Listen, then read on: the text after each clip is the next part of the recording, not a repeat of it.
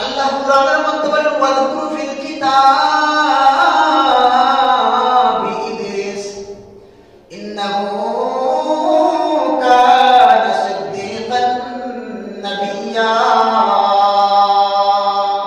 আল্লাহ রাব্বুল আলামিন বলেন হযরত ইদ্রিস আলাইহিস সালাম একজন সত্য নবী, উনি জলিলুল কদরের নবী, বড় দামি একজন নবী। ইদ্রিস আলাইহিস সালাম 4 নম্বর আসমানের মধ্যে সাক্ষাৎ হয়।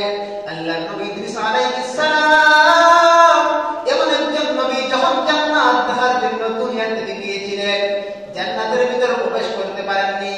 যখন জান্নাত থেকে এবার আসমান পাড়ি দিয়ে দুনিয়ায় আসবেন, 4 নম্বর আসমানে যখন আসলেন, এবার মালাকুল মউত আজরাইল হাজির হয়ে যায়।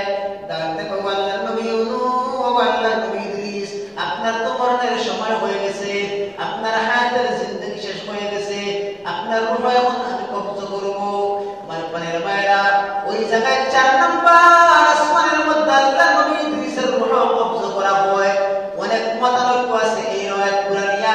আল্লাহর নবী ইদ্রিস আলাইহিস সালাম 4 নম্বর আসমানের মধ্যে আছে। এই জন্য এই দুনিয়ার জন্য এখন পর্যন্ত ইদ্রিস নবীর কবর কোথাও পাওয়া যায় না। যেরকম সুবহানাল্লাহ। পানের ভাইরা, আল্লাহর নবী ইদ্রিস আলাইহিস সালামের সাথে যখন নবীর 4 নম্বর আসমানে সাক্ষাৎ হয়, আল্লাহর নবী যখন 5 নম্বর আসমানের মধ্যে গেলেন, সাক্ষাৎ হলো হারুন আলাইহিস সালামের সাথে। যখন 6 নম্বর আসমানের মধ্যে গেলেন, সাক্ষাৎ হয়ে যায় বনি ইসরাইলের দামি নবী মুসা আলাইহিস সালামের সাথে।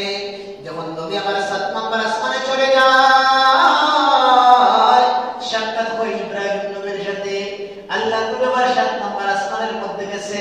7 নম্বর আসমানে যখন নবী চলে যায়, এবার আল্লাহর নবীর সামনে একটা বাহন আনা হয়, যার নাম হলো রফরফ।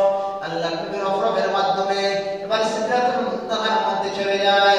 আল্লাহর নবী সিদরাতুল মুনতাহার মধ্যে চলে যাওয়া মানে আল্লাহর নিকটবর্তী হয়ে যাওয়া, মানে আল্লাহর পাশে চলে যাওয়া। ওই সিদরাতুল মুনতাহা থেকে আল্লাহর নবী বিশ্বনবী উপরের দিকে চলতে লাগলেন। এবার যখন আল্লাহর সাথে দেখা হলো, আবার আল্লাহ ডাক দেখো জিবরাইল, আমার বন্ধুর মনের মধ্যে অনেক কষ্ট, যাও আমার বন্ধুকে জান্নাত দেখাইয়া আসো। সুবহানাল্লাহ।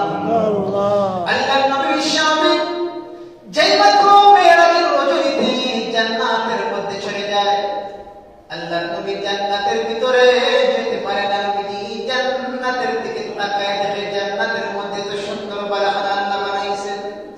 ইউরা মিন যুহুরিহা ওয়া ইউরা মিন বুতুনিহা।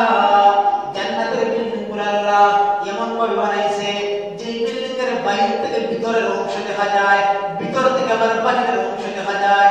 এমন সুন্দর জান্নাত আল্লাহ বানাইছেন। আল্লাহর পয়গম্বর বিশ্বনবী এবার জান্নাতের নাজ